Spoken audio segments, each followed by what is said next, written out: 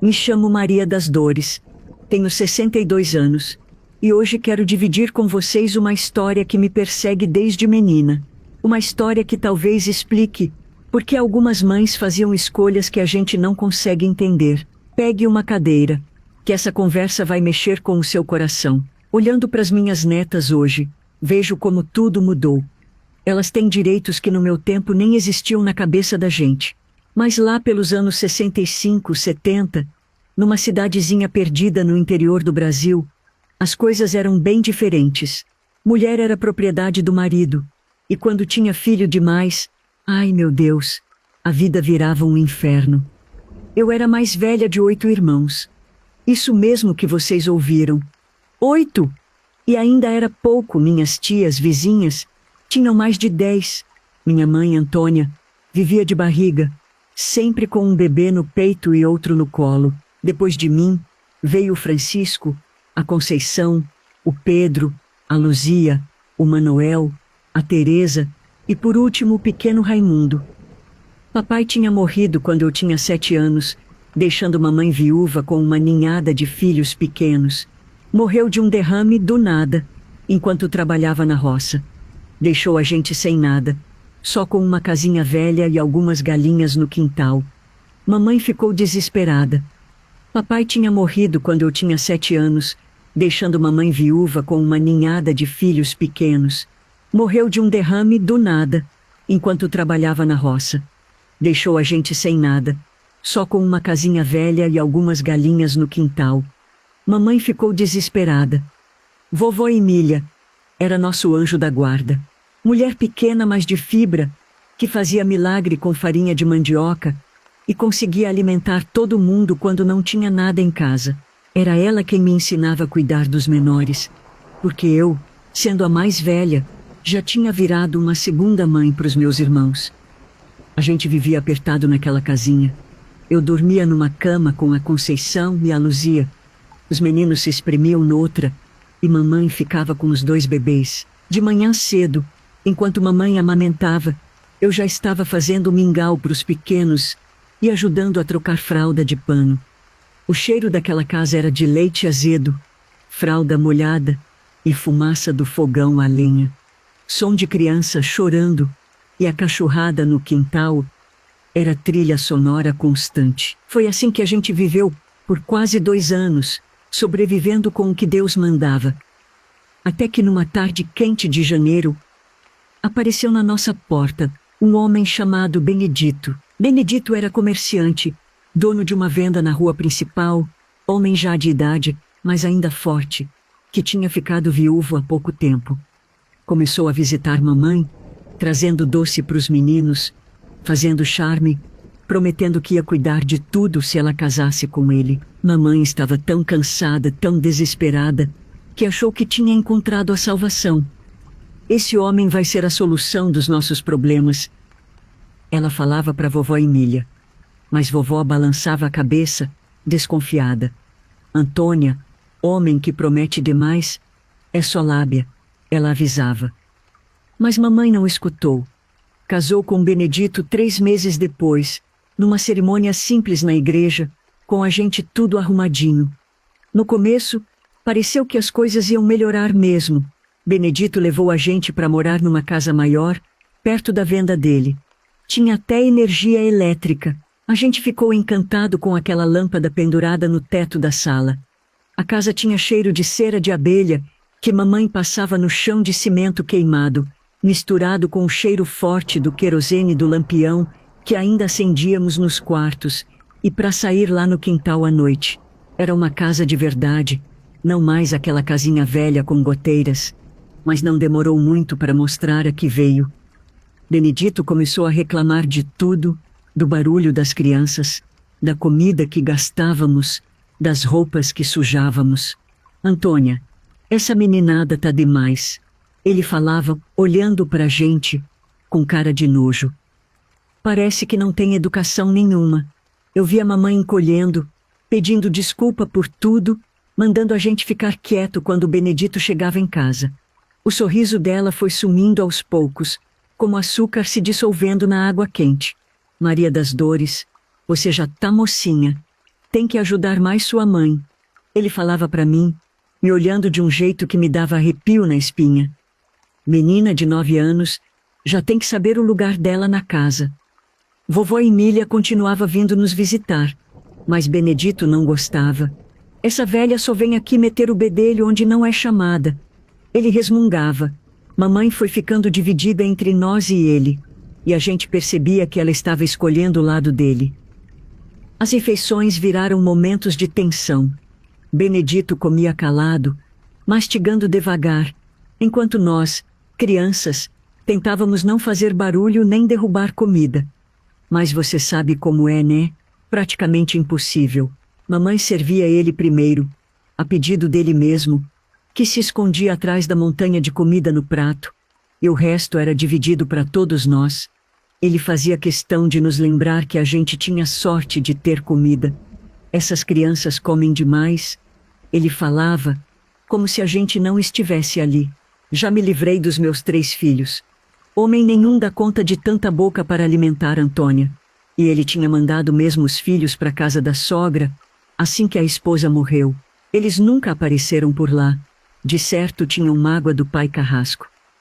Francisco, meu irmão do meio, era teimoso e não se acanhava com Benedito. Continuava correndo pela casa, fazendo bagunça como criança que era. Isso irritava o padrasto de uma forma que dava medo.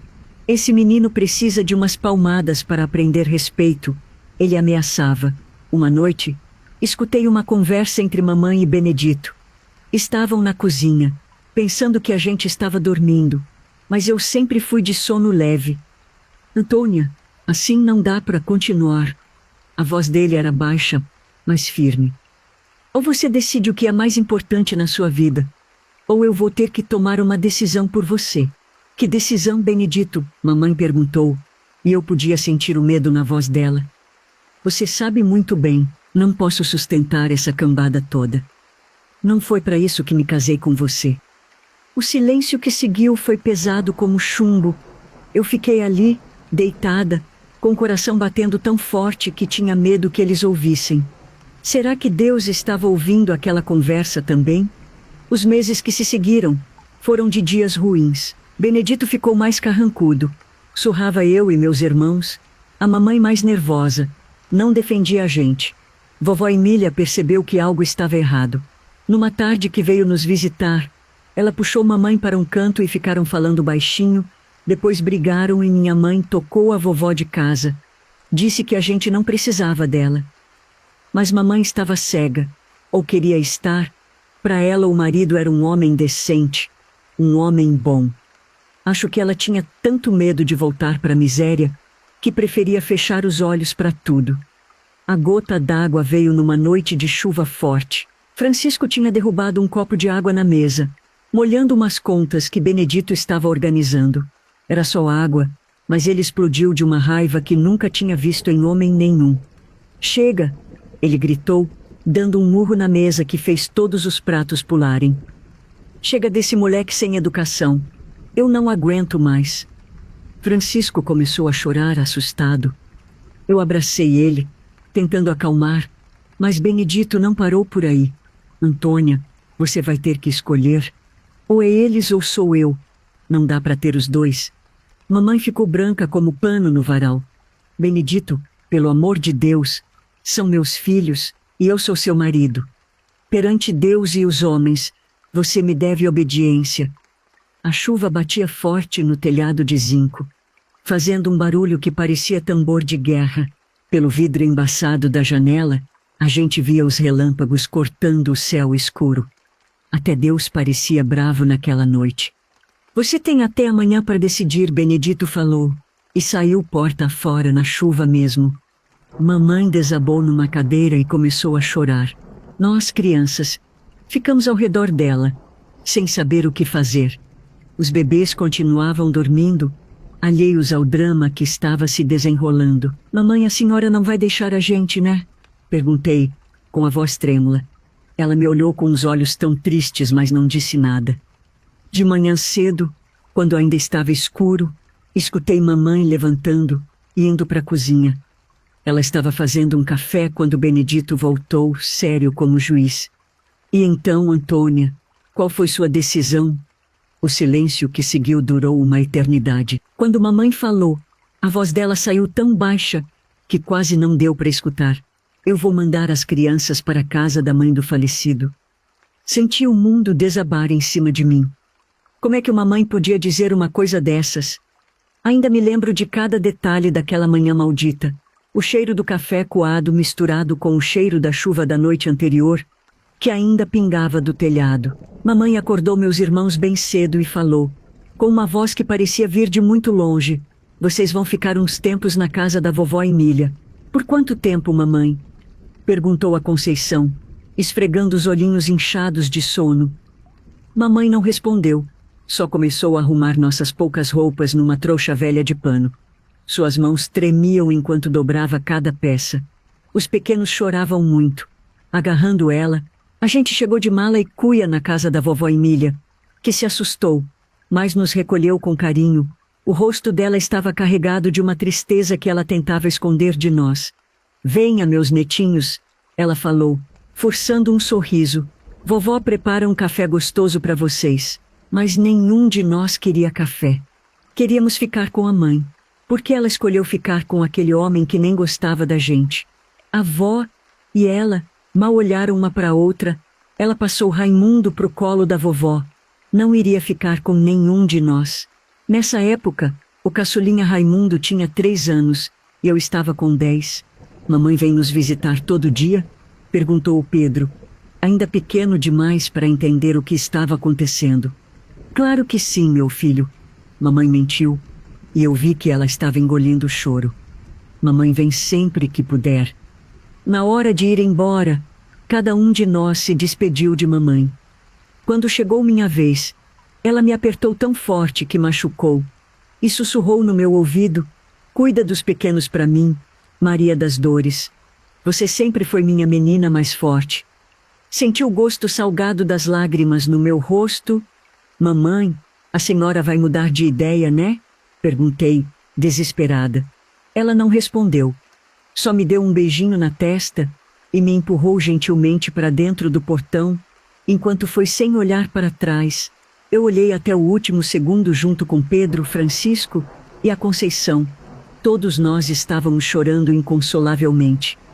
Na casa de vovó, ela tentou nos distrair com brincadeiras e comida gostosa. Mas não tinha jeito. Todos nós sentíamos que algo tinha se quebrado para sempre naquele dia. Uma coisa que nunca mais ia poder ser consertada. Naquela noite, deitados todos juntos no quarto pequeno, Francisco perguntou baixinho: Maria das Dores, por que a mamãe não gostou mais da gente? Não soube o que responder. A casa de vovó Emília era pequena, mas tinha algo que a outra casa não tinha: amor de verdade. Mesmo com 8 netos para cuidar, ela nunca reclamou, nunca fez a gente se sentir um peso. Vocês são bênção de Deus na minha vida. Ela falava toda manhã, enquanto preparava o café preto e pão dormido molhado. Deus nunca dá um fardo maior do que a gente pode carregar. A vovó fazia pantufas e chinelos, esses de ficar em casa. Ela cortava a sola de pneu velho que catava no borracheiro da cidade. Passava horas e horas raspando a borracha com uma faca cega, deixando ela bem lisinha. Depois furava com uma sovela grossa para passar a linha de algodão. Mas o que fazia as pantufas dela serem especiais era o tecido de pelinho fofo que ela comprava na loja de aviamentos da cidade. Vovó economizava centavo por centavo para comprar uns metros desse material, que era mais caro que tecido comum. Ela cortava o molde com cuidado, aproveitando cada pedacinho do pelinho para não desperdiçar nada. As pantufas ficavam quentinhas e macias, um luxo para os pés das pessoas que não tinham costume com esse tipo de conforto. O pelinho por dentro era uma delícia, principalmente no frio da madrugada quando a gente levantava para fazer xixi. Ela costurava tudo à mão, com agulha grossa e linha dupla. Os dedos dela ficavam marcados de tanto apertar a agulha. Tinha sempre um dedal de metal velho no dedo médio, todo amassado de tanto uso. Trabalhava até as vistas ficarem vermelhas, a luz do lampião de querosene que fazia sombra dançar na parede. Vendia as pantufas na feira de sábado. Também fazia por encomenda. Quando alguém ia casar, As mulheres encomendavam umas pantufas bonitas para dar de presente. Vovó caprichava nessas, bordava umas florzinhas simples. Como a mais velha, eu virei braço direito de vovó. Levantava de madrugada para acender o fogo, esquentava a água para o banho dos pequenos, ajudava a fazer a comida, lavava, limpava a casa toda. Minhas mãos, que deviam estar brincando de boneca, já estavam calejadas de lavar roupa no tanque. Francisco ficou rebelde depois do abandono. Vivia arrumando briga na rua, respondendo mal para vovó, fazendo arte, a dor saindo. Vovó explicava quando eu reclamava dele. Menino não sabe chorar igual menina, então ele faz maldade. A Conceição, coitadinha, virou uma criança quieta demais, mas sempre me ajudava nas tarefas de casa.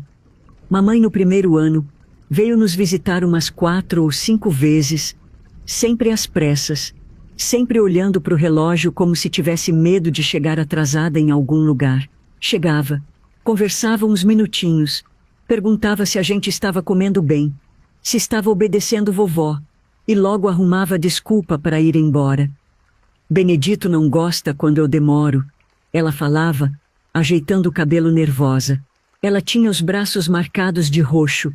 Eu perguntei se o marido estava maltratando ela, mas ela dizia que ele era uma boa pessoa. Às vezes a gente ia no centro com vovó, quando ela levava as pantufas para vender na feira de sábado. Era sempre uma festa para nós, porque vovó sempre comprava picolé ou balas de coco. Mas quando a gente cruzava com mamãe na rua, ela só acenava de longe, meio sem jeito, como se a gente fosse conhecido distante, não os filhos que saíram de dentro dela. E por falar nisso, de longe já dava para perceber que ela estava esperando o bebê de novo, a barriga bem redondinha debaixo do vestido novo que Benedito tinha comprado para ela. Vovó suspirava quando via, lá vem mais um, murmurava baixinho, e os que já estão no mundo, largados. Era doído ver mamãe como se ela tivesse virado outra pessoa, uma pessoa que não tinha lugar pra gente na vida nova dela. Algumas mulheres criticavam mamãe pelas costas. Como é que uma mãe faz uma coisa dessas? Elas cochichavam na feira. Depois dessa vez que a gente viu ela grávida na praça, nunca mais ela apareceu por aqui. Soubemos depois, pelos vizinhos, que o Benedito tinha vendido tudo, a venda, a casa, os móveis, e que eles tinham se mudado da cidade. Sumiram feito fumaça, sem deixar rastro, sem dizer para onde iam. Nenhuma despedida. Saber daquilo foi ainda pior do que aquele dia que ela nos levou e nos deu para vovó Emília. Vovó não permitia que ninguém falasse mal de mamãe na frente da gente. Ela é mãe de vocês, e mãe a gente respeita, mesmo quando não entende. Ela falava, mas eu via nos olhos dela a decepção que ela sentia pela própria nora. Olha, vou te falar. Quando Deus fez a vovó, ele jogou a forma fora, pois nunca em toda a minha vida conheci alguém com a mesma bondade. Com o tempo, fomos aprendendo, aceitando a viver sem mamãe. Eu virei mãe dos meus irmãos de verdade. Fazia de tudo por eles, e fazia de coração, até o cabelo dos meninos eu cortava. Claro, no começo eram caminhos de rato, mas depois virei especialista. Minhas mãos de menina foram ficando ásperas como de mulher adulta. Meu coração foi se fechando, criando uma casca dura para não doer tanto. Aprendi que não dava para confiar em ninguém completamente, porque até mãe pode abandonar os filhos. Mas também aprendi que amor de vó vale por amor de mãe e de pai junto. Vovó Emília nos deu tudo o que podia: carinho, comida, teto e principalmente a certeza de que éramos queridos. Vocês são meus tesouros, ela falava toda noite, na hora da bênção.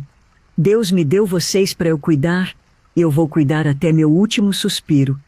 Os anos foram passando. Soubemos que mamãe teve 4 filhos com o Benedito. Nunca ela trouxe eles para a gente conhecer, nem mesmo foi visitar a gente. Apenas naquele primeiro ano, como já te falei. Francisco nunca conseguiu se conformar. Virou homem rebelde, que não respeitava autoridade nenhuma. Começou a beber cedo, arrumava briga por qualquer coisa. Nunca conseguiu manter um trabalho fixo. A Conceição cresceu com medo de ser abandonada de novo. Casou nova demais, com o primeiro homem que mostrou interesse, só para ter certeza de que não ia ficar sozinha. Vivia grudada no marido, com medo de que ele fosse embora também. Teve filhos cedo demais, tentando criar a família que perdeu. Quando virou mãe tinha apenas 14 anos, e foram 5 filhos. O Pedro virou o contrário, não confiava em ninguém. Cresceu fechado, meio carrancudo, falava pouco. Trabalhou desde menino, juntou dinheiro, comprou sua terra. Ninguém mais vai poder me mandar embora de casa, ele falava. Casou tarde. Teve 3 filhos, mas cuidou deles com um zelo bonito de se ver. Os menores, que eram praticamente bebês, também tocaram suas vidas, casando e tendo filhos. Eu, sendo a mais velha, carreguei o peso maior. Virei mulher antes do tempo, mãe antes de ser esposa, responsável por uma família que não era minha por direito, mas era por amor. Aprendi a não chorar na frente dos outros, a resolver problemas sozinha, a não esperar ajuda de ninguém. Quando chegou minha hora de casar, eu tinha tanto medo de repetir a história da minha mãe que quase não aceitei. E se eu não der conta de ser mãe de verdade? Perguntei para vovó. E se eu também tiver que escolher entre marido e filhos? Minha neta, ela falou, segurando minha mão com aquelas mãos pequenas e cheia de calos. Você já provou que sabe amar de verdade. Você criou seus irmãos com mais carinho do que muito pai e mãe por aí. Não tenha medo do seu coração. Ela ficou quieta um momento, como se estivesse pensando se devia falar o que estava na cabeça. Depois suspirou fundo e continuou. Sabe, Maria das Dores, quando seu pai morreu e a situação apertou, eu pensei, agora a Antônia vai ter que endurecer. Vai ter que virar mulher de verdade e correr atrás do sustento dos filhos. Mas ela não quis saber de trabalho, não. A gente viveu de doações. Ela não gostava de suar, de calear a mão, de ficar cansada. Vovó balançou a cabeça, meio triste, meio conformada. Sua mãe sempre foi de querer as coisas fáceis. Quando apareceu esse Benedito, prometendo que ia dar tudo o que ela precisava, ela nem pensou direito. Preferiu se agarrar num homem que maltratava ela e batia em vocês do que batalhar honestamente pelo sustento da família. Vovó, a senhora já viu ele bater na mamãe? Perguntei, assustada. Menina, todo mundo na cidade sabia. As paredes daquela casa não eram grossas e os gritos dela chegavam até aqui. Mas ela escolheu ficar.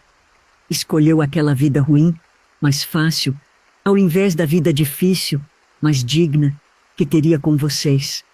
Vovó apertou minha mão mais forte. Você é diferente, minha neta. Você tem fibra, tem coragem, você não vai repetir os erros da sua mãe.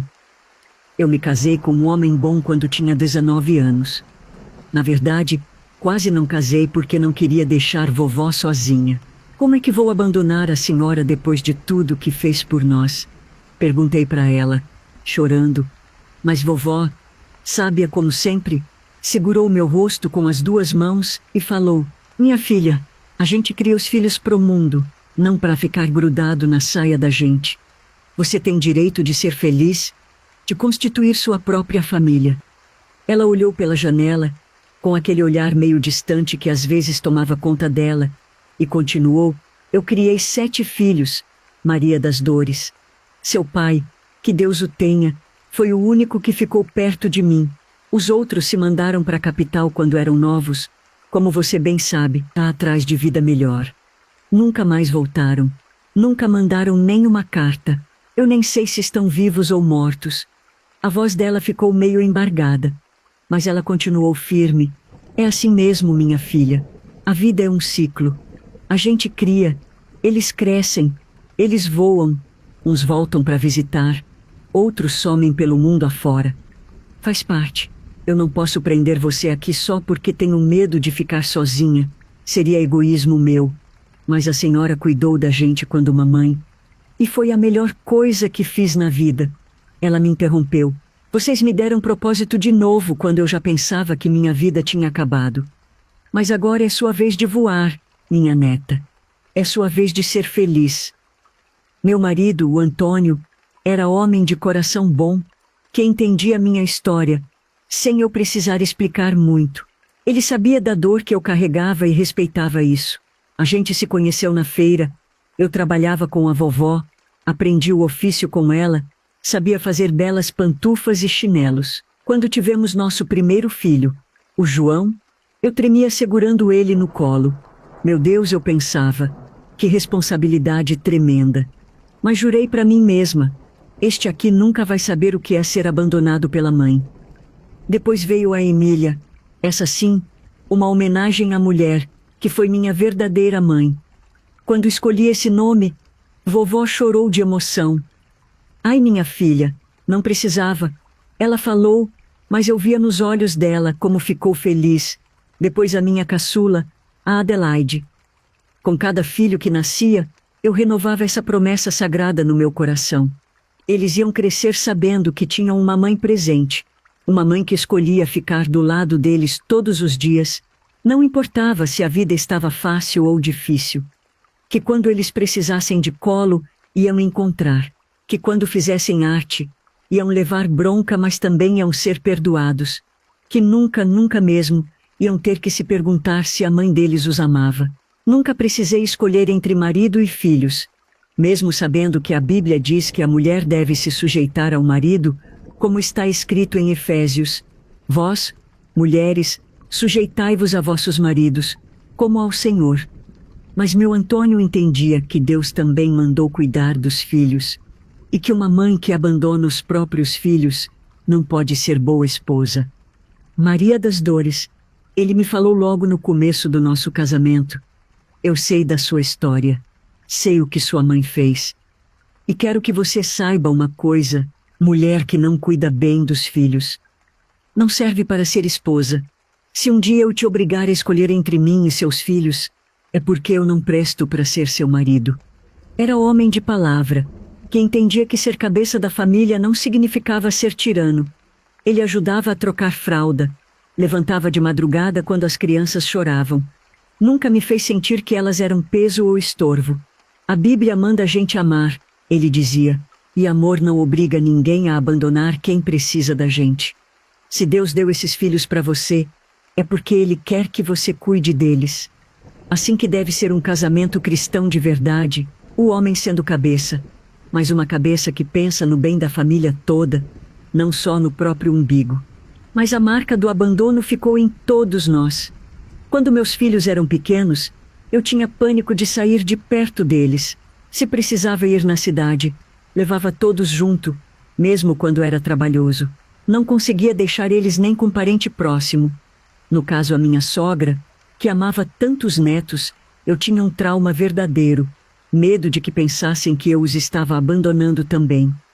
Hoje, aos 62 anos, olho para trás e vejo uma vida inteira construída sobre os cacos daquele abandono, como quando a gente quebra um prato bonito. Pode colar os pedaços, mas a marca da rachadura sempre fica. Mas sabe o que a vida me ensinou? Que abandono não é sobre circunstância, é sobre caráter. Minha mãe abandonou 8 filhos inocentes para ficar com um homem.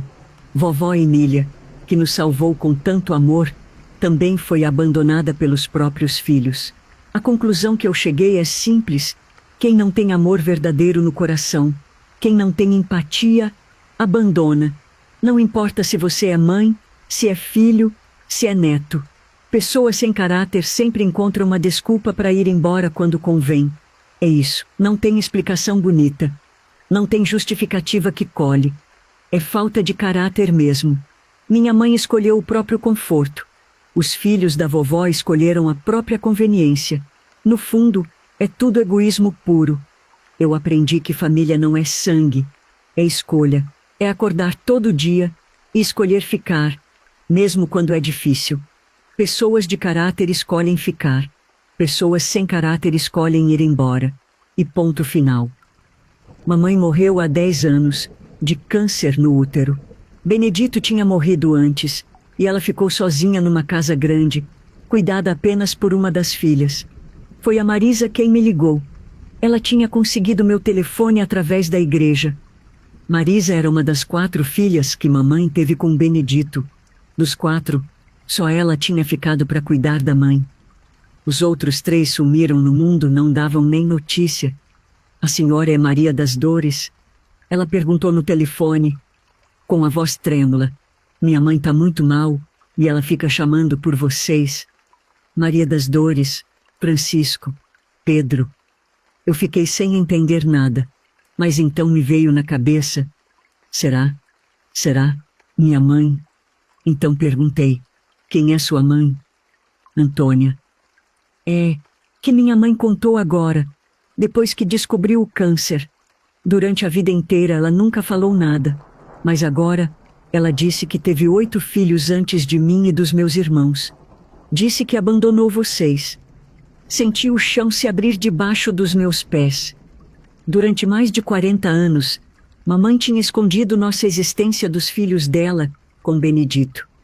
A Marisa e os irmãos dela cresceram achando que eram os únicos filhos. Ela tá pedindo para falar com vocês. A Marisa continuou, chorando. Diz que quer pedir perdão antes de morrer. Liguei para os meus irmãos, um por um. Todos choraram ao saber da notícia. Francisco desabou. Agora ela quer perdão. Onde ela estava quando a gente precisava dela? Pedro bateu o telefone na minha cara quando eu insisti. A Conceição chorou tanto que nem conseguiu falar. Nenhum deles quis ir ao hospital. Vai você, Maria das Dores. A Luzia me disse depois. Você sempre foi mais forte que nós. Mas não fala que é em nome da gente não, porque nós não perdoamos ela. Eu fui visitar ela sozinha. Mamãe estava muito magra, muito pequena naquela cama branca. Quando me viu, começou a chorar. Minha filha, ela sussurrou, me perdoa, eu errei muito. Segurei a mão dela, que estava fria como gelo, e falei, eu já perdoei há muito tempo, mamãe. A senhora fez o que achou que tinha que fazer. Não, ela balançou a cabeça. Eu pensei só em mim. Vocês mereciam uma mãe melhor. Ficamos ali, caladas, ela segurando minha mão como se eu fosse a tábua de salvação dela. Passei a tarde toda contando sobre meus filhos, sobre as crianças dos meus irmãos, sobre a família que cresceu longe dela, mas que carregava o sangue dela. Ela escutou cada palavra, como quem estava com sede, e finalmente encontrou água. Depois que ela dormiu, passei a tarde toda contando para Marisa sobre nossa vida, sobre como mamãe nos abandonou, sobre vovó Emília que fez das tripas coração para nos criar. Agora eu entendo muita coisa, ela falou, secando as lágrimas. Minha mãe viveu a vida toda triste, sabe? Mesmo quando a gente era pequeno, ela chorava escondido. A gente achava que era por causa do pai. Meu pai era um homem terrível, ignorante, grosseiro, batia na minha mãe, batia na gente. Para a sociedade ele bancava o comerciante respeitável, homem de bem, mas dentro de casa era um tirano. Senti o coração apertar. Eu me lembrava muito bem daquela figura. Trocou vocês por uma vida de pancada e humilhação. Ela completou, amarga. A vida inteira minha mãe apanhou desse homem. A vida inteira nós apanhamos. E quando ele morreu, ela ainda chorou por ele. E os outros seus irmãos? Ah, meus irmãos. Ela balançou a cabeça e suspirou. Olha, quando eles souberam pela própria boca dela que ela teve a capacidade de largar 8 filhos pequenos e que nunca mesmo contou nada pra gente sobre isso. Nossa, Maria das Dores, foi um choque. Ela parou, limpou o nariz com um lenço. Cada um dos meus irmãos tem filhos. Eu também sou mãe, tenho 2. E a gente não consegue, não entra na nossa cabeça como é que uma mãe abandona a criança assim. Como é que ela dormia à noite, sabe? Como é que ela olhava pra gente sem lembrar de vocês? Marisa balançou a cabeça de novo. Eles ficaram revoltados. Eu também não entendo não, de coração mesmo. Mas sabe o que é? Guardar rancor só machuca a gente mesmo. Por isso eu decidi perdoar ela, mesmo não entendendo. Quando ela ficou doente, eles disseram, ela que se vire sozinha. Só eu fiquei. A mãe morreu lá no hospital, 3 dias depois. Mas agora vou ser bem sincera com você, porque mentira eu não conto. Hoje em dia eu perdoei ela sim, de coração mesmo. Mas naquele dia lá no hospital, quando falei que já tinha perdoado, foi da boca para fora. A verdade é que eu ainda estava com o coração cheio de mágoa, de revolta. Falei aquilo só para dar uma chance dela morrer em paz, sabe? Para não carregar o peso de ter negado perdão para uma mulher que estava morrendo. Mas perdoar de verdade, aquele perdão que sai lá do fundo da alma e limpa tudo, isso só veio depois com muita conversa com Deus. Vovó Emília já tinha morrido uns anos antes, aos 89 anos, cercada de netos e bisnetos. Mas naquela época, os bisnetos eram por parte dos meus irmãos. Eu fui praticamente a última a casar, mesmo sendo a mais velha. Hoje eu tenho 6 netos e 4 bisnetos, que são a alegria da minha vida. Minha filha, se você me visse com esses bisnetos, eu viro outra pessoa. Sou a bisa coruja que todo mundo conhece. Eles chegam aqui em casa, e parece que a casa vira de ponta cabeça, mas eu amo cada segundo. A Isabela, coitadinha, já tá naquela idade difícil, né? Adolescente, cheia de drama, mas quando vem aqui ela senta do meu lado e a gente conversa sobre tudo. Eu conto as histórias da família, e ela escuta com aqueles olhos arregalados. A senhora passou por tudo isso? Ela pergunta. E eu sempre falo, passei, minha filha, mas foi para chegar até vocês. O Gabriel é meu companheirinho de cozinha. Esse menino adora me ajudar a fazer bolo, biscoito. Já sabe fazer o mingau que vovó Emília me ensinou. Quando meus filhos brigavam comigo por alguma coisa boba, eu sempre falava, pode ficar bravo com a mamãe, mas os netos continuam vindo aqui todo fim de semana. E é verdade. Essa casa está sempre cheia de risos, de bagunça, de amor. No Natal passado, estava todo mundo aqui, meus 3 filhos, os 6 netos, genros, noras, até 2 dos meus irmãos vieram confraternizar aqui em casa. Coisa rara, sabe? Porque cada um seguiu sua vida. Mas nessa data especial eles apareceram. O Antônio fazendo churrasco no quintal, todo orgulhoso de ser o patriarca da festa. A família dele é pequena e distante. Não são chegados como nós somos uns aos outros. Era uma algazarra só. As crianças correndo pelo quintal, os adultos conversando na varanda, o cheiro da carne assando misturado com o perfume das flores que eu planto no jardim. A mulherada lavando a louça no final. Meu Deus, como a vida dá voltas. Ah, como eu queria que minha avózinha Emília estivesse vendo lá do céu. Se tem uma coisa que aprendi nessa vida toda é que mãe a gente não escolhe, mas pode escolher que tipo de mãe ser. Eu escolhi ser presente. Escolhi ser o porto seguro que meus filhos sempre podem voltar, não importa o que aconteça na vida deles. É assim que a gente vence o passado, construindo um futuro melhor. É assim que a gente honra nossa dor, fazendo com que ela sirva para alguma coisa. É assim que a gente perdoa quem nos machucou, não repetindo os erros deles. Hoje, aos 62 anos, quando as pessoas me perguntam sobre aposentadoria, eu sempre digo a verdade. Minha vida inteira foi trabalho informal. Aprendi com vovó Emília a fazer pantufas e chinelos, e era isso que me ajudava a sustentar a família junto com o Antônio. Nunca tive carteira assinada. Nunca contribuí para o INSS. Era tudo na base da economia familiar mesmo. Quando fiz 55 anos, lá pelos anos 90, a lei da aposentadoria rural já existia. Mas eu nem sabia que tinha esse direito.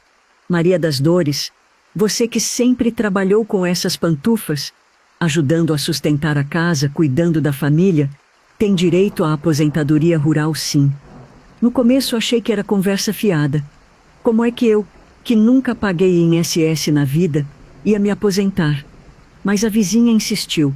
Me explicou que trabalhadores que atuam em regime de economia familiar ou individual também têm direito à aposentadoria rural, incluindo aqueles que trabalham em pequenas propriedades ou como agricultores de subsistência, onde a produção é voltada ao consumo próprio ou à venda local. Foi aí que descobri que meu trabalho com as pantufas, a horta pequena, que sempre mantive no quintal, as galinhas que criava para vender os ovos na feira, tudo isso contava como atividade rural, que ajudava na renda familiar. Eu trabalhava em regime de economia familiar, junto com o Antônio, ele com o salário de eletricista, eu com a renda das pantufas e da horta. Para ter direito, é necessário comprovar atividade rural por 15 anos e ter 55 anos de idade. Se mulher. O difícil foi juntar os documentos. Eu que sempre trabalhei informalmente, ajudando na renda da casa, como é que ia provar isso? Mas graças a Deus, a comprovação pode ser feita por meio de documentos como contratos, registros, declarações de sindicatos ou até mesmo por testemunhas. Chamei 3 vizinhas que me conheciam desde moça, que sabiam do meu trabalho com as pantufas, que compravam meus ovos, que viam eu cuidando da horta todo dia. Elas foram lá no INSS e confirmaram que eu sempre trabalhei ajudando a sustentar a família junto com o Antônio. Foi uma luta, mas consegui. Antônio conseguiu se aposentar com 53 anos, porque a maioria dos eletricistas completam o tempo antes dos outros profissionais, geralmente com 50 a 55 anos de idade. Foi uma bênção, porque o trabalho dele era perigoso mesmo. Quantas vezes eu não fiquei em casa, orando para ele voltar são e salvo. A gente nunca foi rico, mas sempre se virou com os 2 trabalhando. E quando os filhos cresceram, antes de casar, também ajudavam nas despesas de casa. Minha aposentadoria é um salário mínimo, mas graças a Deus a do Antônio é melhor. 3 salários mínimos. São 4 salários entrando em casa todo mês, certinhos. Só que a gente se empolgou quando ele se aposentou, né? Fizemos um empréstimo alto para reformar a casa toda. Banheiro novo, cozinha, piso, pintura. Agora a gente vive no conforto. A casa tá uma beleza, mas o desconto é pesado, viu? Quase um salário inteiro vai pro banco todo mês. Olha, aqui em Curitiba, onde a gente mora, as coisas não estão nada fáceis não. O café, que antes era R$ 20, hoje tá 36. Imagina só, um pacote de café. Que isso, gente? Luz, água, mercado, internet, gás, remédio, tudo subindo. Mesmo com 4 salários, depois do desconto do empréstimo, a gente tem que se organizar, fazer lista de compras, ir no atacado quando precisa de quantidade maior. E você que está me ouvindo, me conta aí nos comentários de que cidade você é e quanto tá o café aí na sua região. Quero saber se esse absurdo do preço é só aqui ou se tá assim no Brasil todo. Te agradeço imensamente. Se você chegou até aqui comigo, obrigada, viu? De verdade mesmo.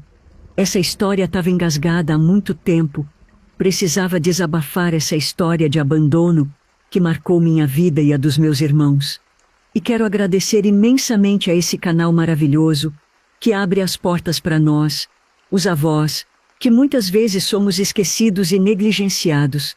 Aqui a gente tem voz, tem vez, pode contar nossa história sem pressa. Se a minha dor tocou seu coração, se você também passou por abandono ou conhece alguém assim, conta pra gente aí nos comentários. A gente não precisa carregar tudo sozinho.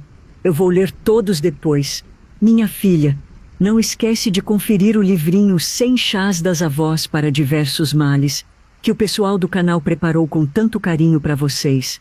São receitas maravilhosas, tudo natural, do jeito que nossos antepassados faziam. O pessoal trabalhou muito para reunir todas essas receitas, fazer as ilustrações das ervas e explicar direitinho os benefícios, o modo de preparo, como se a própria vovó estivesse lendo para você. Quando você compra, além de ter acesso a esse conhecimento tão precioso, ainda mostra o seu apoio ao canal. Caso queira conhecer, basta clicar no primeiro link fixado, logo aí no primeiro comentário. Que Deus abençoe você e sua família.